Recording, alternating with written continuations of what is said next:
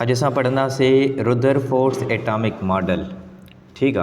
हाँ Rutherford atomic model जो है इन में असां पढ़ंदासीं त जेको रुदरफोर्ड साइंटिस्ट हुयो उन कहिड़े तरीक़े सां एटम जो जेको स्ट्रक्चर आहे उनखे डिस्कवर कयो ऐं एटम जे स्ट्रक्चर के बारे में बुधायो।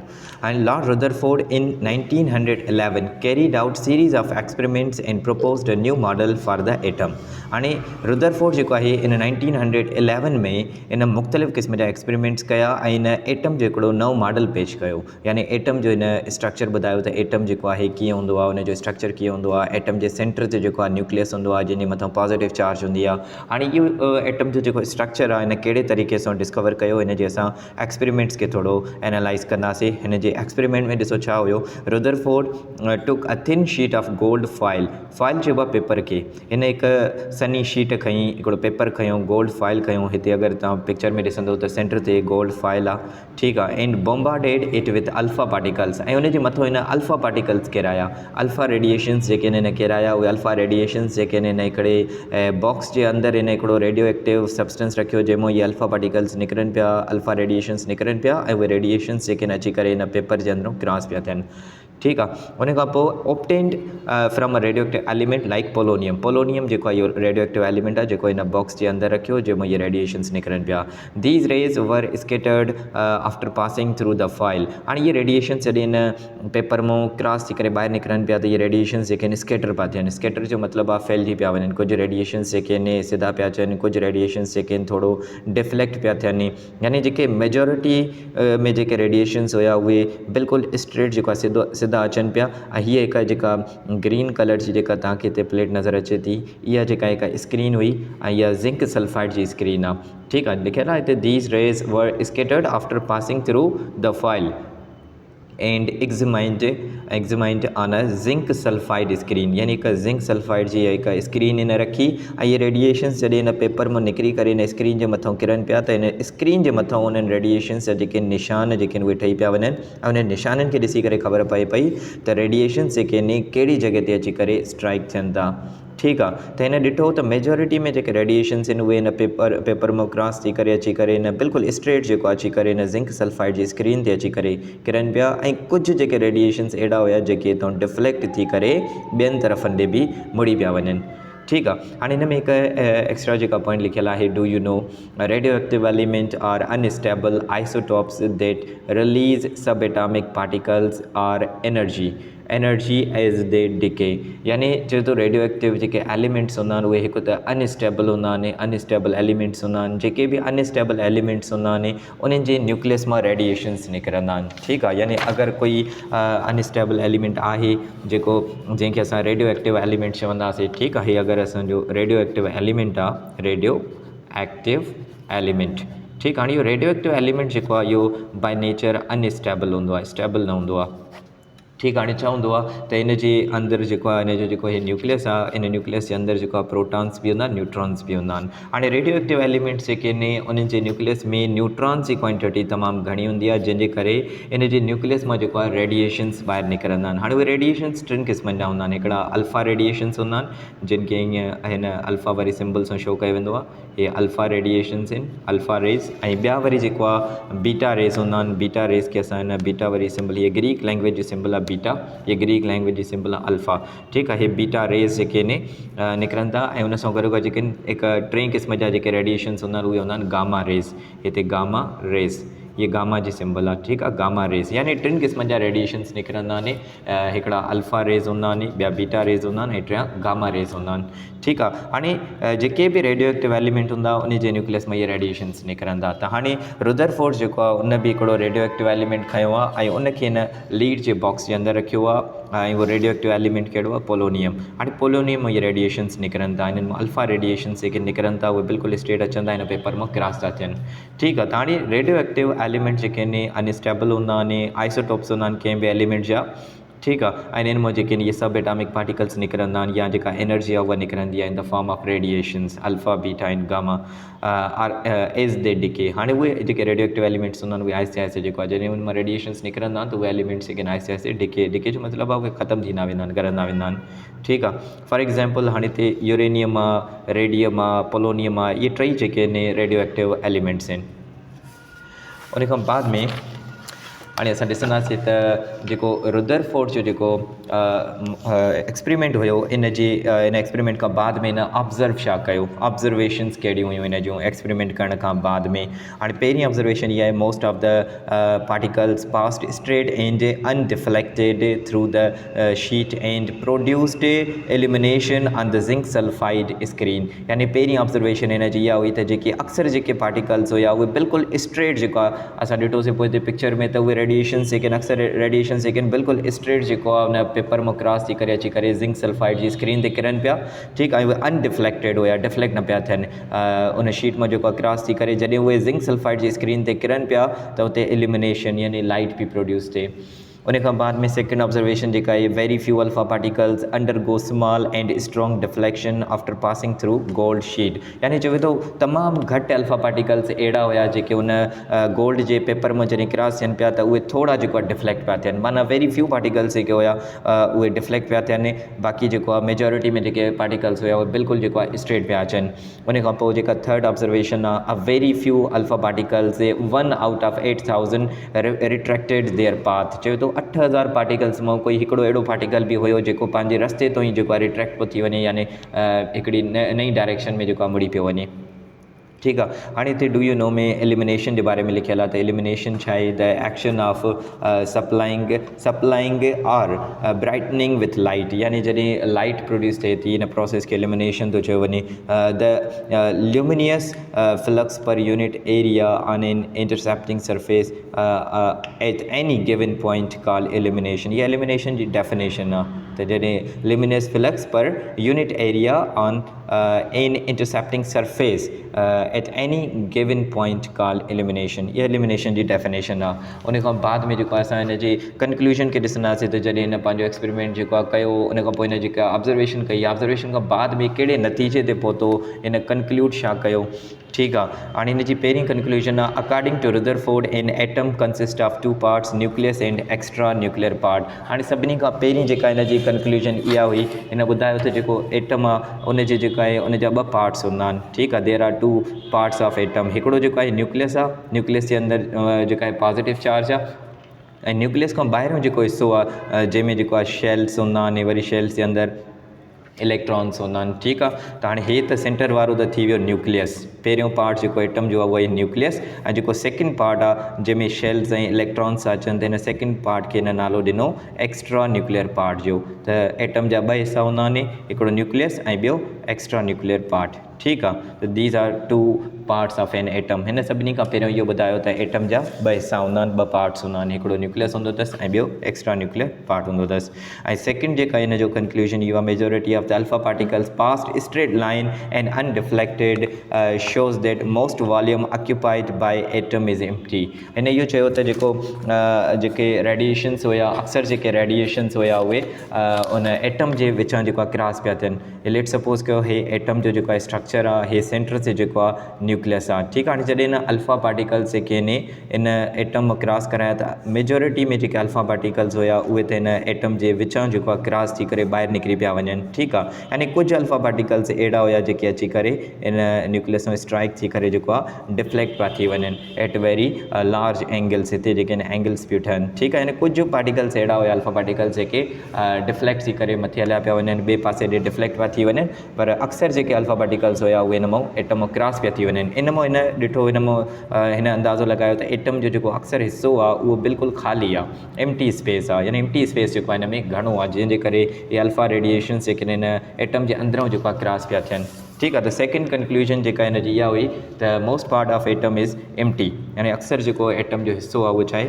ख़ाली आहे। उन खां पोइ जेका टीं कंक्लूजन आहे, alpha particles are positively charged and their deflection indicates that the centre of atom has a positive charge which is named as nucleus, ठीकु आहे। हाणे हिन इहो ॿुधायो त जेको अल्फा जेके पार्टिकल्स आहिनि उन्हनि जे मथां जेका आहे पॉजिटिव चार्ज आहे, जेके पार्टिकल्स आहिनि इन्हनि सभिनी जे मथां जेका आहे पॉजिटिव चार्ज आहे। हाणे हिन इहो ॾिठो त जेके अल्फा पार्टिकल्स, जेके कुझु अल्फा पार्टिकल्स सेंटर ते लॻी करे डिफ्लेक्ट था थियनि, त हिन मां हिन अंदाज़ो लॻायो त ज़रूरु जेको आहे एटम जे सेंटर ते जेको आहे हिकु पॉजिटिव चार्ज आहे, जंहिंजे करे पॉजिटिव चार्ज अल्फा पार्टिकल्स जी हिन पॉजिटिव चार्ज सां लॻी करे डिफ्लेक्ट थी थिए, ठीकु आहे। त हिन पॉजिटिव चार्ज न्यूक्लियस जो अंदाज़ो भी इन ई शइ मां लॻायो त कुझु अल्फा पार्टिकल्स जेके आहिनि हिन पॉज़िटिव चार्ज सां स्ट्राइक थी करे टकराइजी करे डिफ्लेक्ट था थियनि।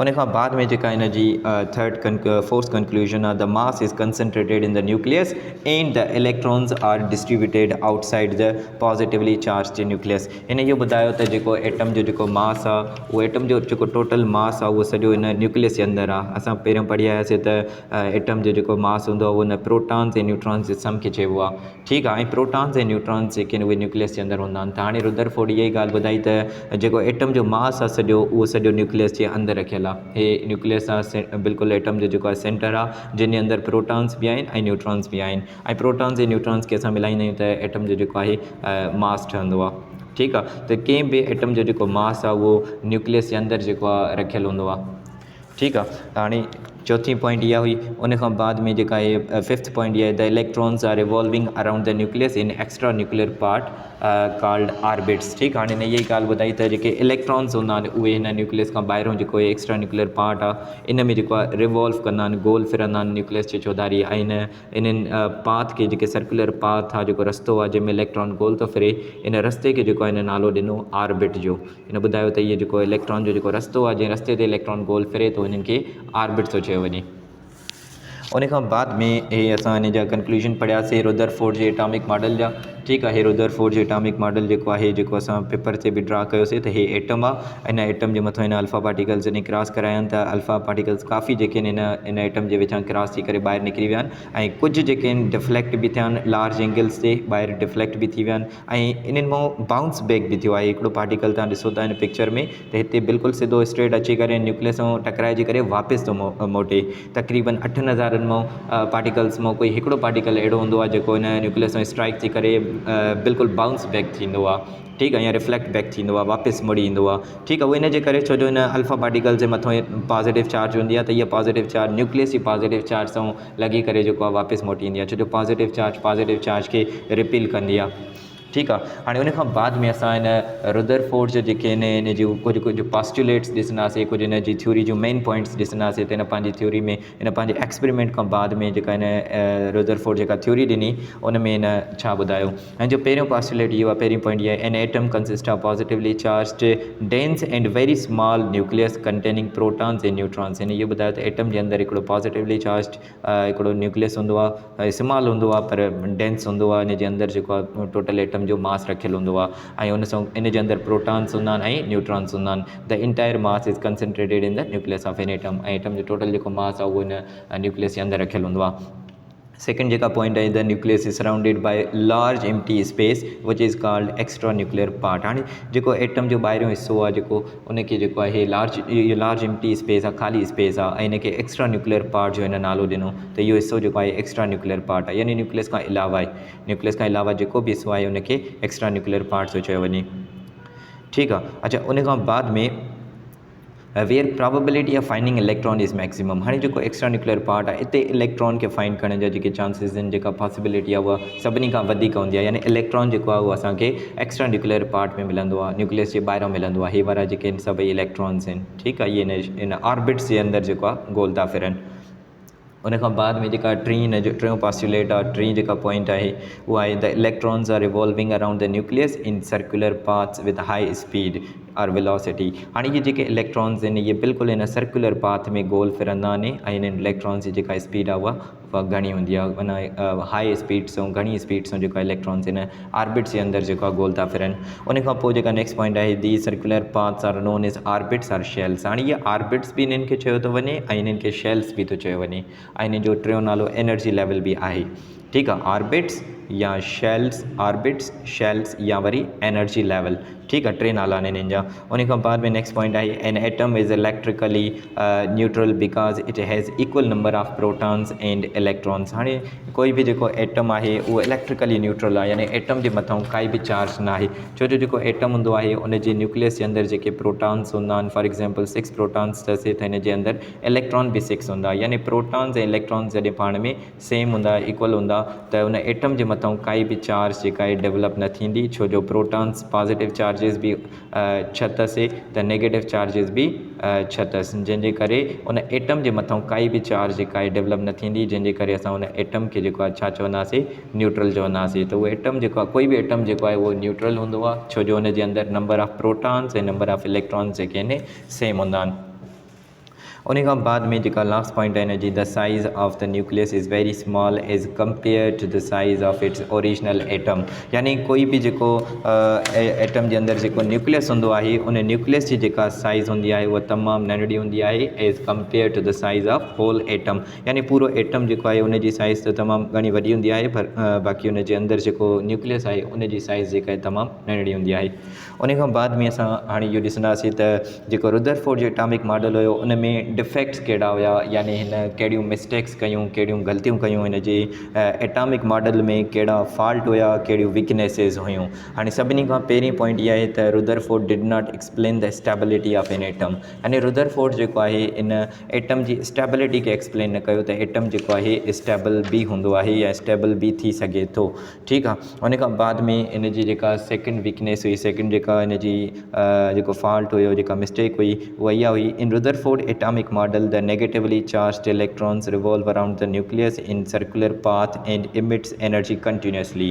ठीकु आहे। हाणे इहो ॿुधायो त जेके इलेक्ट्रॉन्स आहिनि, यानी रुदरफोर्ड पंहिंजे एटॉमिक मॉडल में इहा ॻाल्हि कई त जेके इलेक्ट्रॉन्स इन्हनि ऑर्बिट्स में गोल फिरनि था उहे कंटिन्यूसली जेको आहे एनर्जी खे इमिट कंदा आहिनि, एनर्जी खे रिलीज़ कंदा आहिनि। ठीकु आहे। हाणे इहा पॉइंट हिन जी जेका आहे ग़लति हुई, यानी कोई बि इलेक्ट्रॉन जेको हिन ऑर्बिट जे अंदरि गोल फिरे थो उहो कॾहिं बि कंटिन्यूसली एनर्जी खे एमिट न कंदो आहे, कॾहिं बि कंटिन्यूसली एनर्जी खे रिलीज़ न कंदो आहे, यानी हिन इलेक्ट्रॉन में कंटिन्यूसली एनर्जी रिलीज़ न थींदी आहे।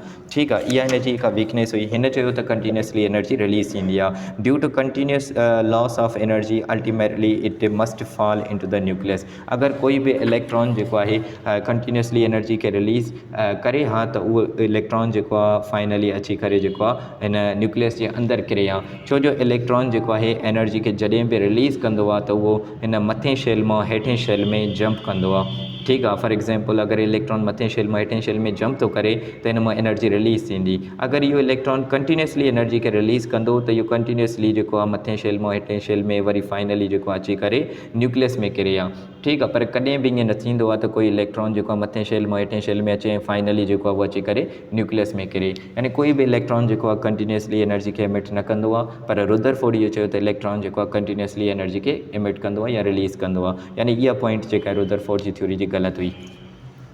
इन खां बाद में जेका हिन जी थर्ड वीकनेस हुई, जेका टी हिन जी जेका आहे जेका मिस्टेक हुई हिन जे मॉडल में, उहा इहा हुई त if the revolving electron continuously emits energy then there would be a continuous spectrum, but in contrast to it we get line spectrum from the atoms of elements. ठीकु आहे। अने हिन इहो ॿुधायो, अगरि हिन जी जेका मथीं पॉइंट आहे जंहिंमें हिन ॿुधायो त जेको इलेक्ट्रॉन आहे उहो कंटिन्यूसली एनर्जी खे एमिट करे थो, अगरि हिन जी इहा ॻाल्हि सही हुजे हा त हिन जी जेका आहे इन जी इन पॉइंट जे मुताबिक़ जेको आहे उन इलेक्ट्रॉन में जेको स्पेक्ट्रम ठहे पियो उहो बि कंटिन्यूस स्पेक्ट्रम ठहे हा। ठीकु आहे। हाणे हिन स्पेक्ट्रम वारी पॉइंट खे पहिरियों सम्झंदासीं त इहो स्पेक्ट्रम आहे छा। पहिरियों त असां हिन पेपर ते जेको आहे स्पेक्ट्रम जे बारे में पढ़ंदासीं त स्पेक्ट्रम छा खे चइबो आहे ऐं इहो स्पेक्ट्रम जा घणा टाइप्स आहिनि। हाणे इहो स्पेक्ट्रम जेको आहे लफ़्ज़, हिन स्पेक्ट्रम लफ़्ज़ जी माना आहे band of colours, band of colours. ठीकु आहे। यानी कलर्स जी जेका पटी हूंदी आहे, 7 जेके कलर्स हूंदा आहिनि ख़ासि करे। ठीकु आहे। 7 जेके कलर्स जीअं तव्हां ॾिठी हूंदी रेनबो जेका हूंदी आहे, रेनबो जे अंदरि जेको आहे 7 कलर्स हूंदा आहिनि। ठीकु आहे। त इन 7 कलर्स यानी 7 कलर्स जी जेका इहा पटी आहे हिकिड़ी, इन पटी खे जेको आहे स्पेक्ट्रम थो चयो वञे। ठीकु आहे। हाणे इहो स्पेक्ट्रम जेको आहे ॿिनि क़िस्मनि जो हूंदो आहे। हिकिड़ो हूंदो आहे लाइन स्पेक्ट्रम ऐं ॿियो हूंदो आहे कंटिन्यूस स्पेक्ट्रम। लाइन स्पेक्ट्रम ऐं जेको सेकेंड टाइप आहे स्पेक्ट्रम जो उहो आहे कंटिन्यूस स्पेक्ट्रम।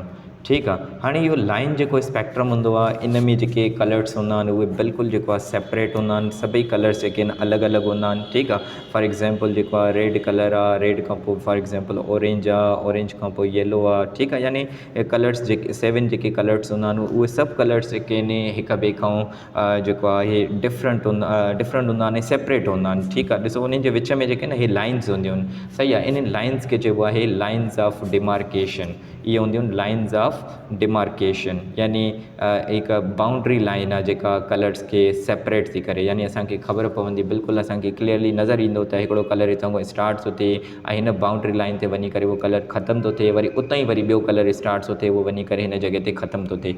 ठीकु आहे, यानी हे अहिड़े क़िस्म जा कलर्स हूंदा, अहिड़े क़िस्म जे कलर्स जी जेका हिकु पटी हूंदी जंहिंजे अंदरि क्लियर जेको आहे लाइन्स ऑफ डिमार्केशन्स हूंदियूं आहिनि, त अहिड़े क़िस्म जे स्पेक्ट्रम खे, अहिड़े क़िस्म जी कलर्स जी पटी खे असां लाइन स्पेक्ट्रम चवंदासीं।